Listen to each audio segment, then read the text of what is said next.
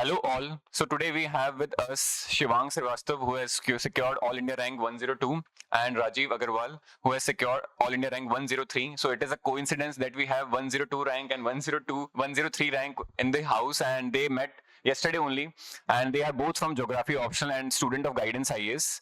तो जानते हैं इनकी प्रिपरेशन कैसी रही, कैसी यूपीएससी की जर्नी थी, और खासकर ज्योग्राफी ऑप्शनल के साथ इनका क्या पर्सनल एक्सपीरियंस था. And they have already given interview in the last attempts, and Rajiv Agarwal has already been selected in the last attempt. And so we will start looking into their journeys और क्या nitty-gritties थी UPSC की, और geography optional specific क्या उनके experiences थे, उनको discuss करेंगे. So Himanshu sir, would like to ask some questions first. First of all, congratulations to both of you for making me so much proud. Both of them are students who have been close to me. Rajiv, in fact, we have met several times, and so I know personally their journey of how they have gone through. But I would just like first each of them, both of them, to just give a brief about how their journey has been. Particularly, for example, if I talk about Shivang, he has got this rank in his last attempt. So it is like you can ultimately understand कि last में उतनी मेहनत के बाद finally फल मिलता है अगर आपकी मेहनत में दम है. So he is a example of that. Same if you talk about has been the case with Rajiv. It was also his fifth attempt. So he has been quite persistent in his preparation. बहुत मेहनत की है और finally उसका result मिला है. So Shivan सबसे पहले आप start करो. Thank you so much, sir. And मेरी journey, I have done BTech from chemical engineering in 2016. And after 2016, I got placed, but I did not join. और मैं यहाँ आ गया दिल्ली में preparation करने के लिए. So I gave my first attempt in 2017. Then I did not clear prelims. The second में मैंने mains लिखा, clear नहीं किया. Third attempt में फिर से prelims नहीं हुआ. And the fourth attempt which I gave, I cleared prelims, I cleared mains, and I gave interview, लेकिन फिर final list में नाम नहीं आया था. Fifth attempt was slightly shocking attempt for me because here I doubled down the effort, है ना, बहुत मेहनत किया, लेकिन इस बार mains ही clear नहीं हुआ. तो that was a very game changer attempt for me, fifth attempt, because जब result आया 3-4 महीनों के बाद, तो there I saw that मेरे marks geography में comparatively कम थे, and which I did not expect. मुझे लगा था मैंने बहुत अच्छा लिखा है.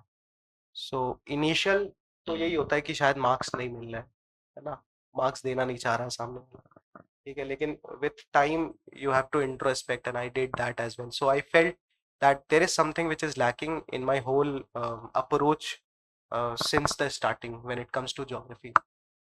तो उस समय I took a decision which was not an easy one, to ultimately give up whatever I have been doing until now and look for something else within the geography, because changing optional was not at all an option for me, especially after 5 attempts.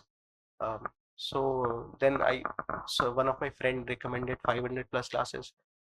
So I did one class. मैंने एक experimental class की, mock class की कि देख लेते हैं भाई, ठीक है. तो I sat for 4 hours and I did, and I was more than 100% convinced कि भाई this is what was lacking.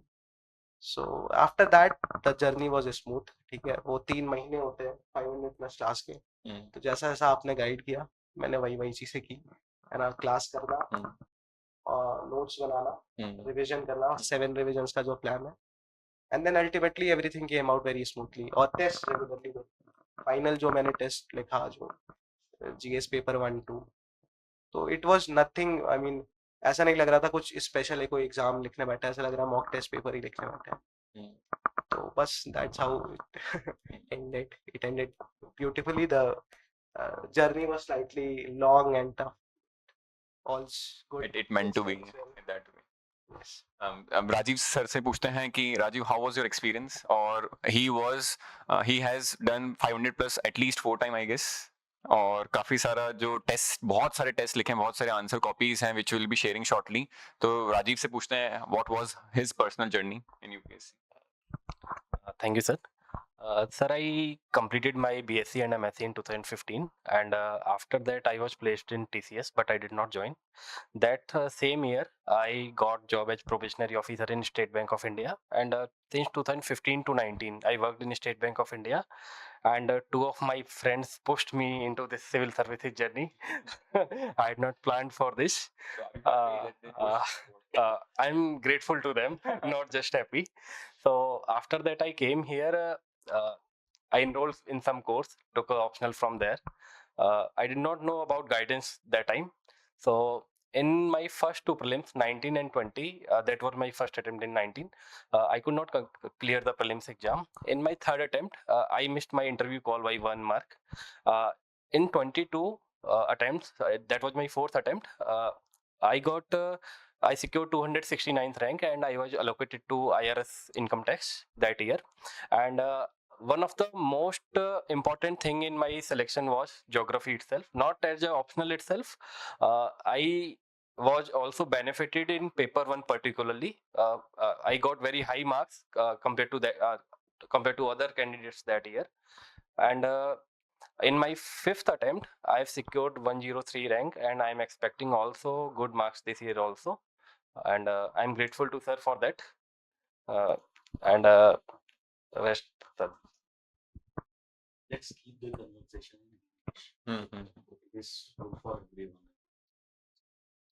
सो शिवांग मतलब कैसा एक्सपीरियंस था ज्योग्राफी के साथ? ठीक है, काफी नेगेटिविटी है मार्केट में, काफी सारे जो स्टूडेंट्स हैं जो अपने यूनिवर्सिटी के अंदर ज्योग्राफी एज अ सब्जेक्ट रखते हैं, ग्रेजुएशन करते हैं, पोस्ट ग्रेजुएशन करते हैं, फिर वो एक दिन मेट्रो पकड़ के ORN आते हैं और वो अपना ऑप्शनल चेंज कर देते हैं। एक तो 4-5 साल से एकेडमिक्स के अंदर ज्योग्राफी इतना कुछ सीख चुके हैं, उसके बाद आके यहाँ पर चेंज कर देते हैं। जो ऑलरेडी ज्योग्राफी के अंदर स्टूडेंट्स हैं, 1-2 साल या तो उनके पास अच्छा कंटेंट नहीं था, रिसोर्सेज नहीं थे, या फिर उनकी स्ट्रैटेजी सही नहीं थी, और वो क्या है कि और नेगेटिविटी को आगे पंप अप कर देते हैं। तो ज्योग्राफी की जो ये एक मिस्ट्री बन चुकी है, डिलेमा बन चुकी है, और एक अच्छा, इतना अच्छा एक डिसिप्लिन है, तो उसके साथ तुम्हारे पर्सनल एक्सपीरियंसेस क्या थे? और अगर किसी को आज फॉर 2025 2026 ज्योग्राफी ऑप्शनल के साथ यूपीएससी की तैयारी करनी है, तो क्या उसके लिए एक परफेक्ट स्ट्रैटेजी होनी चाहिए?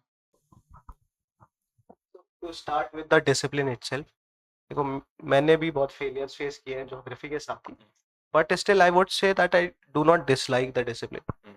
The very reason for me joining geography was कि मैंने 10th तक क्लास तक पढ़ा था ज्योग्राफी, और मुझे बहुत अच्छा लगता था, मजा आता था पढ़ने में। द रीजन बीइंग, शायद 10th क्लास तक के जो टीचर्स थे वो बहुत अच्छे थे ज्योग्राफी पढ़ाने वाले। ठीक है, बिल्कुल। तो ज्योग्राफी एज अ सब्जेक्ट में कोई प्रॉब्लम नहीं है। यस। ठीक है, और बहुत सारा ओवरलैप है जीएस के साथ भी, and that's something which is a hidden thing for geography optional students, yes. है ना, जो वो बेनिफिट मिलता है जीएस में। सो पर से ऑप्शनल्स में कोई इश्यू नहीं है, लेकिन at the same time geography का जो एक परसेप्शन है ना जनरल मासेज में, वो अभी भी लिमिटेड है फिजिकल ज्योग्राफी तक ही। ठीक है, तो कहीं ना कहीं if you are jumping into a sea, you have to chart the waters. ठीक है, तो वो असेसमेंट थोड़ा सा हमें बेसिक रिसर्च करना होगा बिफोर चूजिंग ज्योग्राफी और एनी अदर ऑप्शन। ठीक है, what are the dimensions of it, because if you are doing that basic research well, there is human geography, economic geography, population, settlement, है ना, first attempter might not go into that depth कि scholars कौन है क्या क्या है, लेकिन एक broad अगर overview है, then the person would be better able to assess कि मुझे as a foundation करना क्या है ना, कि that range of awareness will help the person। ठीक है, तो दैट्स द थिंग कि द बेसिक फाउंडेशन वेयर, है ना, you are doing that should be very strong. Only as sir says, foundation अच्छा होगा तभी इमारत अच्छी होगी, है ना, और अगर फाउंडेशन खराब है फिर जितना भी एड ऑन्स वैल्यू एडिशन करते रहो, and even if you like the discipline, तब भी हो सकता है रिजल्ट्स ना। और दूसरा, geography as a discipline is a different thing, and geography within civil services is a different thing. True. So the basic torch that we have is our syllabus. Yes. तो वो बहुत ज़्यादा उसी के अकॉर्डिंग्स में चीज़ें होनी चाहिए। That should, I'm not giving the details of the strategy, but the fundamentals of the strategy Yes, should yes. be these things, I would say. और उसके अलावा जो जनरल चीज़ है answer writing, there is no alternative to it, Hmm. and not just answer writing but also assessing where I went wrong Hmm. and trying to fill the gaps which are existing. Rajeev sir, आपके क्या personal experience थे और geography ने कितना torture किया या फिर कितना इवॉल्व किया एज अ पर्सन और यूपीएससी सिविल सर्विसेज की प्रिपरेशन को? सर मुझे ज्योग्राफी एज ए सब्जेक्ट बहुत अच्छा लगा एंड जैसे शिवांश ने कहा कि हमको केवल ज्योग्राफी को एज ए ऑप्शनल नहीं देखना है, we'll have to take it like a combo.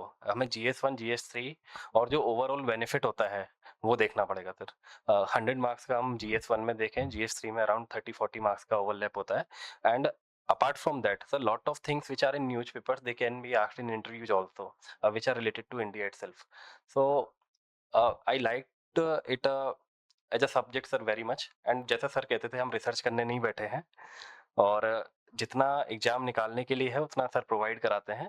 तो सर मुझे लगता है कि जो एज अ सब्जेक्ट ज्योग्राफी में कोई इश्यू नहीं है सिलेक्शन के लिए, लेकिन जो हम स्टार्ट बेकार कर देते हैं उसके बाद हमको जो एक्स्ट्रा टाइम देना पड़ता है उसको बेटर करने के लिए, वो सर हमारा टाइम ले जाता है दूसरे सब्जेक्ट्स में जो हम नहीं दे पाते हैं। और मेरे केस में सर जो पर्सनली मुझे लगता है कि मैंने शुरुआत में सर के क्लासेस किए लेकिन जो स्ट्रेटजी थी पूरी फॉलो नहीं की और मैंने उतनी मेहनत नहीं की, लेकिन geography is a very rewarding subject and I can say that कि इन 2021 सर मुझे 256 मार्क्स मिले थे ज्योग्राफी में एंड 2022 में सर मुझे 127 जीएस में मिले, 280 मुझे सर ऑप्शनल में मिले and they were very good marks sir, 146 in paper 2। और सर ये मेरा सिलेक्शन तब हुआ सर जब मेरे जीएस में 400 मार्क्स भी नहीं थे 127 आने के बाद में। I could not touch 400 marks and everything was from geography itself, क्योंकि स्कोर इतना ज्यादा आ रहा था। और सर ने बोला ये पहला अटेम्प्ट था 22 में जिसमें मैंने सर की बातों तक स्टिक किया, अपने पुराने नोट्स को बिल्कुल अलग रख दिया, सर के नोट्स को किया। और मुझे लगता है कि अगर आप सिंसियरली सर के क्लासेस को फॉलो कर रहे हैं और इन केस अगर आप ज्योग्राफी लेने आ रहे हैं तो सर का foundational course there is no one other than guidance IS that I can say, like you can take my personal guarantee for that. So I'll say कि if you are able to put in your hard work as sir says, you are able to do revisions from limited that source and you are able to write test series and geography test series, and you can go through test series also. One more thing, you will find that a lot of questions are on the similar themes or from the same topics, or the same questions are also there from the geography test series of this year. So I'll say कि this is very good subject if we are like going for the civil services in terms of output. If we are taking the right approach from the start, we are taking the right guide from the start and right courses from the start. Thank you sir. मेरा भी मतलब यही same view है कि जो geography में जो चीज़ें गड़बड़ हुई हैं, प्रॉब्ली अगर आप देखोगे तो 21st सेंचुरी का जो फर्स्ट डिकेड था, in that geography was the most successful optional. आप देखोगे कि टॉप 10 में हर साल कम से कम 2 स्टूडेंट्स हुआ करते थे, अभी भी होते हैं, बट जो उस टाइम पर जो सिलेक्शन रेट था वो बहुत ज़्यादा हुआ करता था। 2008-9 के बाद से जो सिलेबस चेंज हुआ, उसके बाद थोड़े एग्जामिनेशन के पैटर्न्स में चेंजेस आ गए, तब से थोड़ा-सा ज्योग्राफी में सिलेक्शन उतने अच्छे नहीं रहे जैसे पहले होते थे। बट उसके पीछे एक बहुत बड़ा रीज़न रहा है कि आप अपनी जो क्लासेस करते हैं, फाउंडेशन क्लासेस वो कहाँ पर करते हैं? क्योंकि फाउंडेशन क्लासेस ही आपकी पूरी की पूरी ज्योग्राफी की इमारत को बिल्ड अप करता है। और जैसा कि मैंने बताया 2008-9 के बाद से जो पैटर्न चेंज हुआ, उसमें हुआ ये कि अब ज्योग्राफी में हर जगह से क्वेश्चन पूछे जाने लगे, जो उससे पहले नहीं होता था। उससे पहले आप अगर 40-50% अपना सिलेबस कर लो, तो आपका काम हो जाएगा, बट अब नहीं, अब आपको 100% करना है।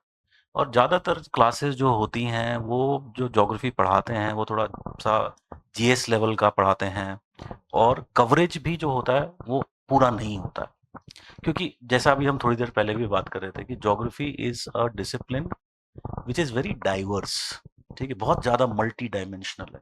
तो ये सबके बस की बात नहीं होती है कि वो हर जो ज्योग्राफी के ब्रांचेज़ हैं, उसमें वो उतनी ही कमांड बना पाए।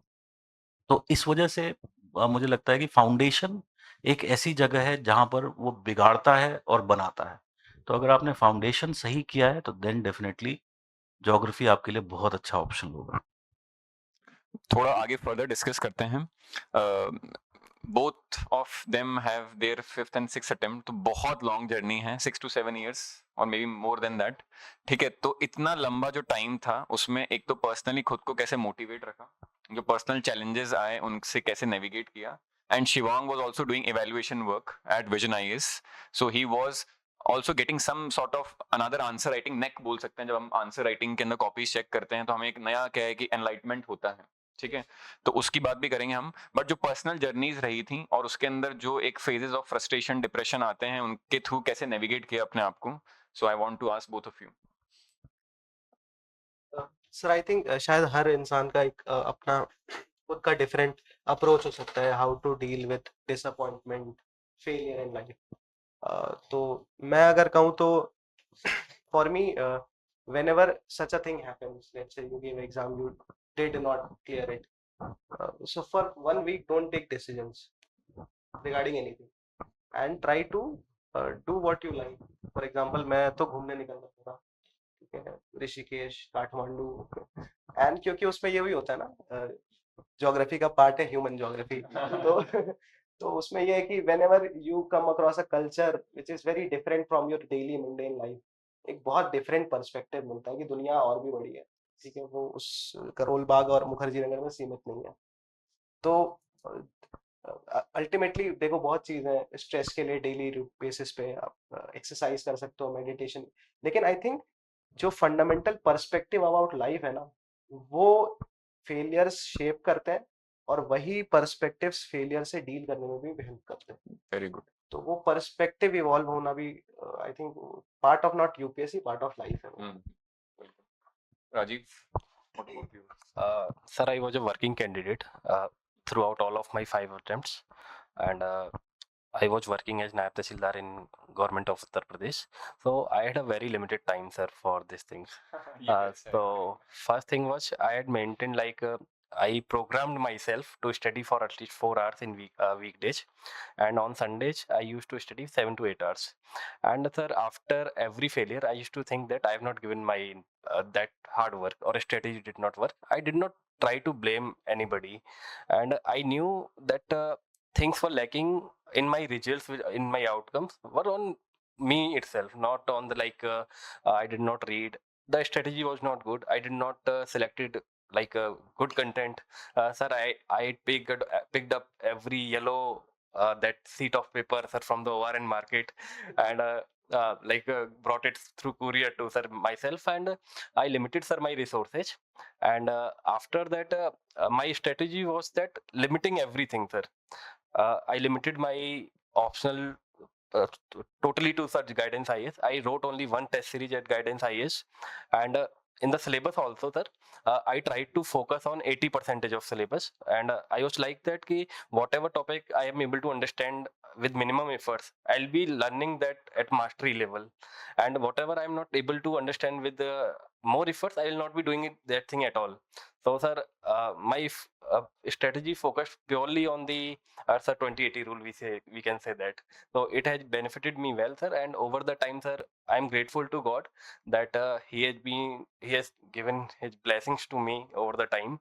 And I cannot say that journey for me has been so much troublesome, and it has taken a long time to reach here.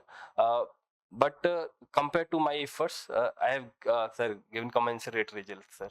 I would like to ask a very interesting question on this from Rajiv. What do you think?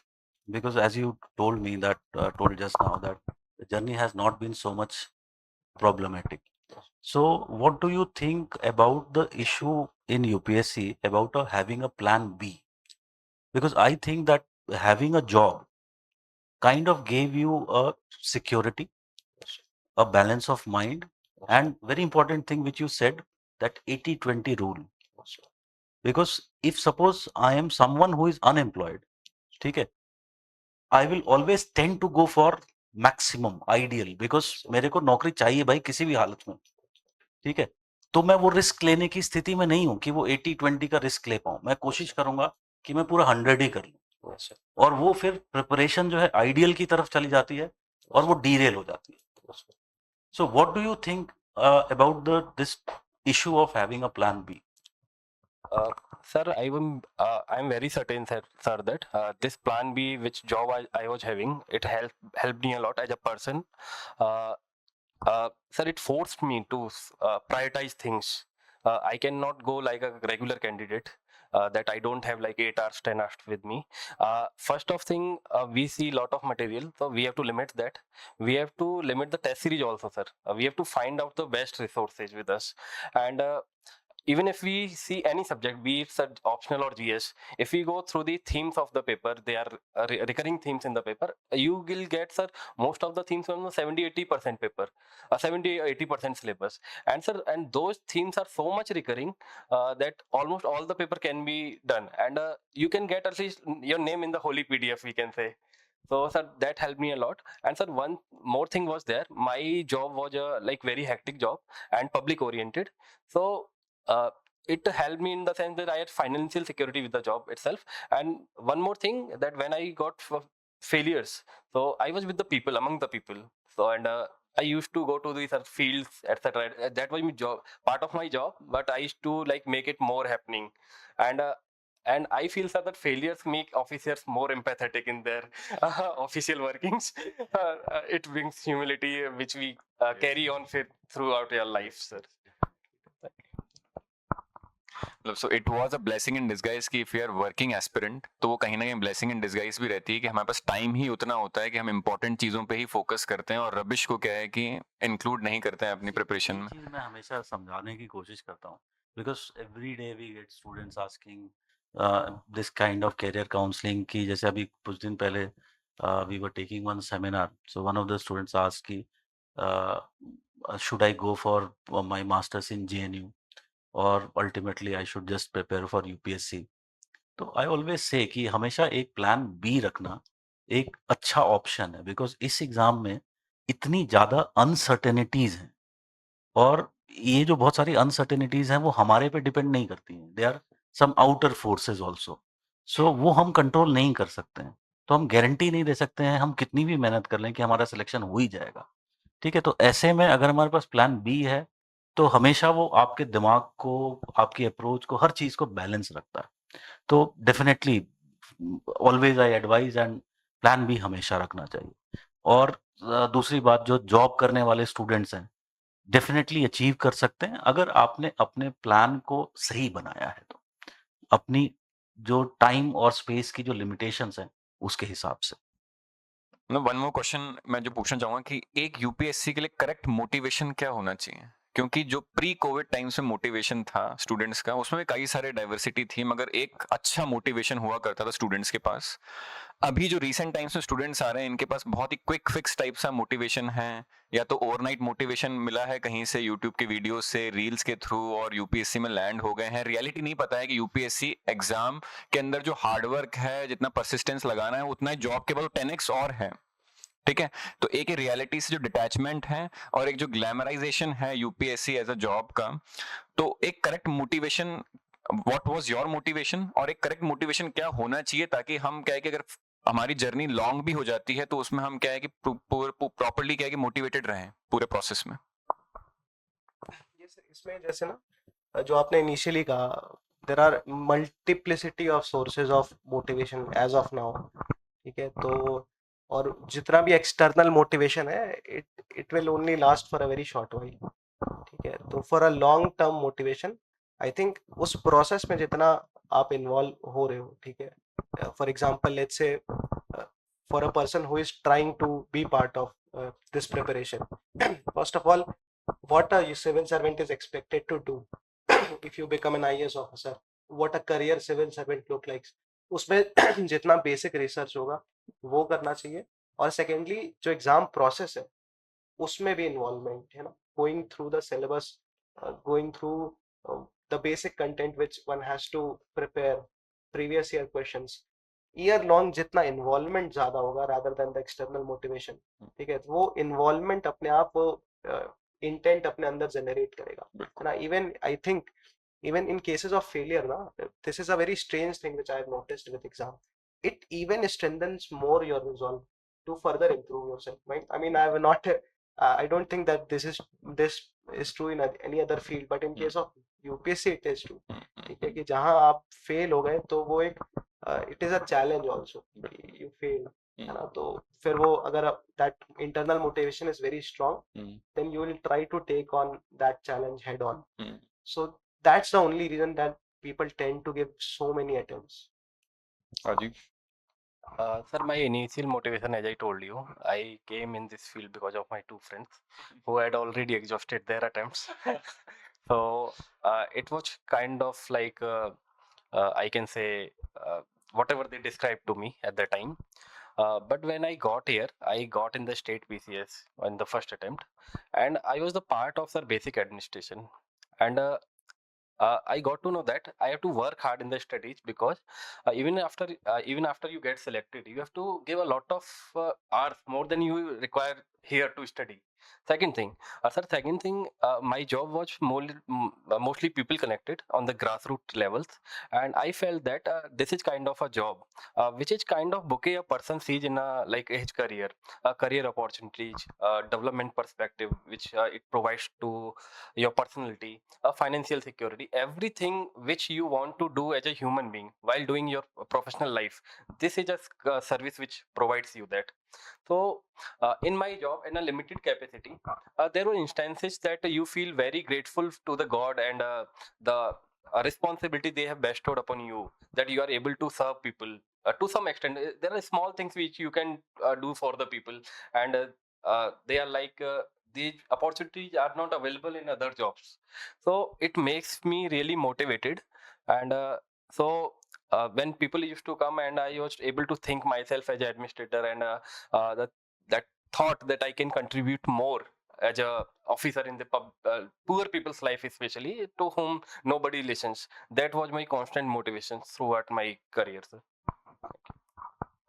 ठीक है, so we will be ending the session. बस एक last $1 million question है कि अगर तुम्हारे पास कोई तुम्हारा ही जूनियर है तुम्हारे सर्कल में आके पूछता है कि मैं यूपीएससी तैयारी चालू कर रहा हूँ और सोच रहा हूँ कि ज्योग्राफी ऑप्शन ले लूँ, ठीक है, तो उसके लिए तुम्हारा फर्स्ट मतलब क्या उसका आंसर होगा फर्स्ट, कि क्या तुम उसको एडवाइस करोगे और किस तरीके से तुम उसको नेविगेट करने में मदद करोगे इन ज्योग्राफी ऑप्शनल?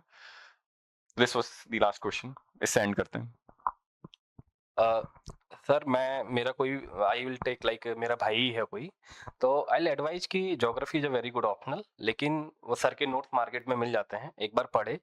और भी जो 2 ऑप्शनल हैं, एक कोई ऑप्शनल है उसको करे. लेकिन ओवरऑल मुझे लगता है कि ज्योग्राफी यूपीएससी के लिए बहुत अच्छा ऑप्शनल है अगर आप सर के यहाँ से स्टार्ट कर रहे हैं, फाउंडेशन कोर्स स्पेशली.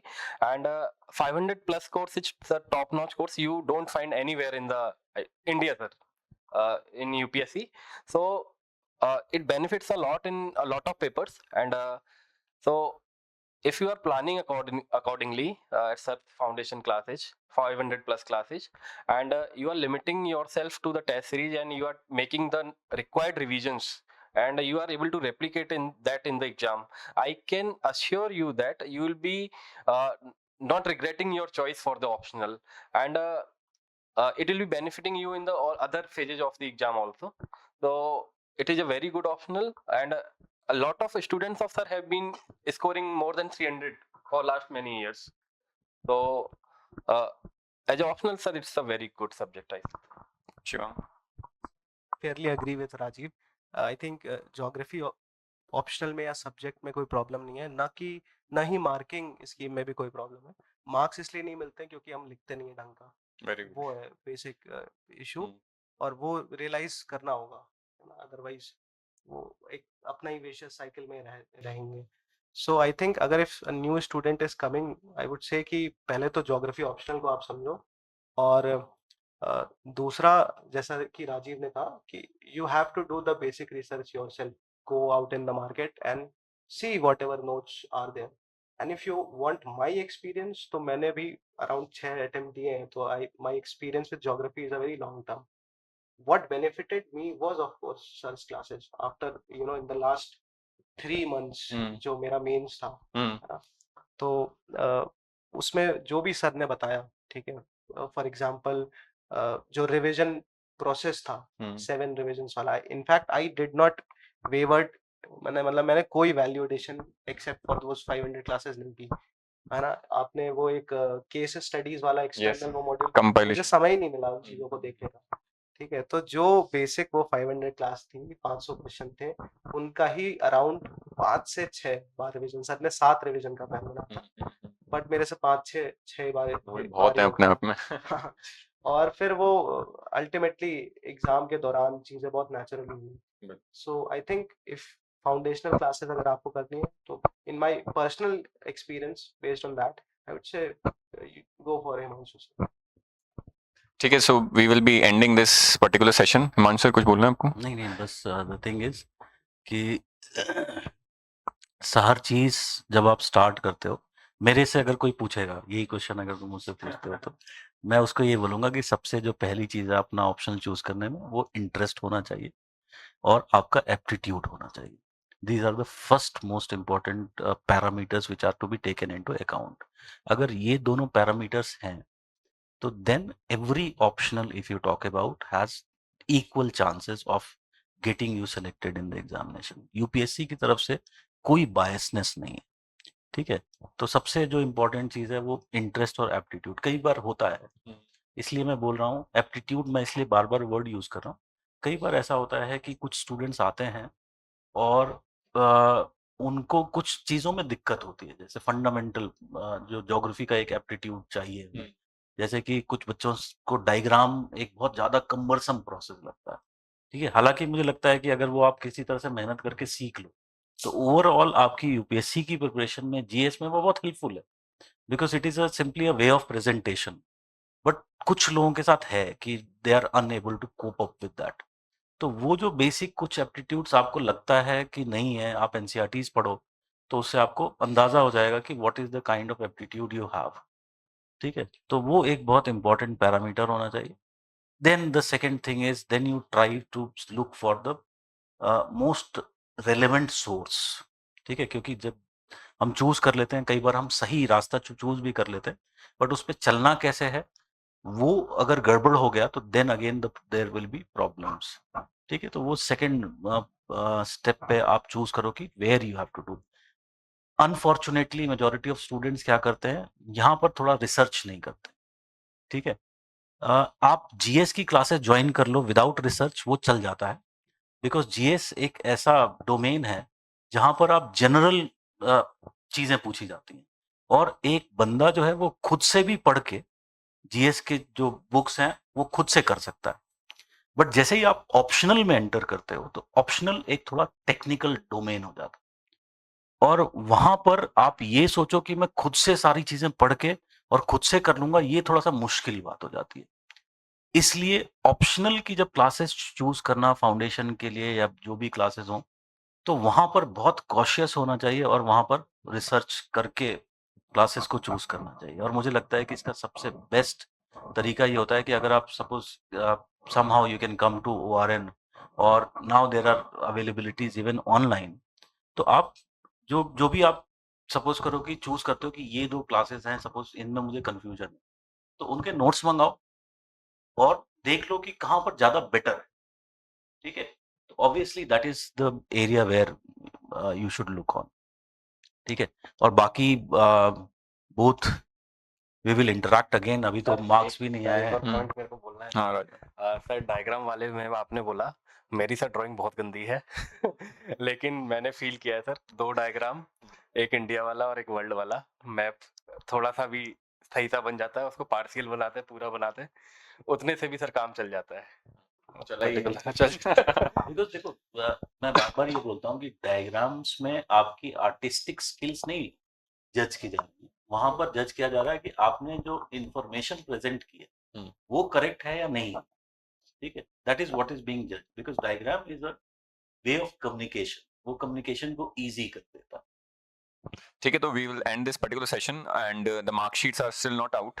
तो एक बार मार्क शीट आ जाती है, उसके बाद देखेंगे कि कितना स्कोर हुआ है एक्चुअली. एंड जो भी इनकी evaluation copies हैं, we will be posting on the Telegram, and we will also be pinning the Telegram channels if you have, in our description of the YouTube title. और फिर वापस we will be again connecting after the mark sheets are out and we will see कि कैसा score रहा है. तब हम strategy पे पर्टिकुलर हाँ. स्ट्रेटजीज पे बात करेंगे डिटेल में. Yes, ठीक yes, है ना? yes. अभी तो एक जनरल बस डिस्कशन है. ओके. चलो, okay.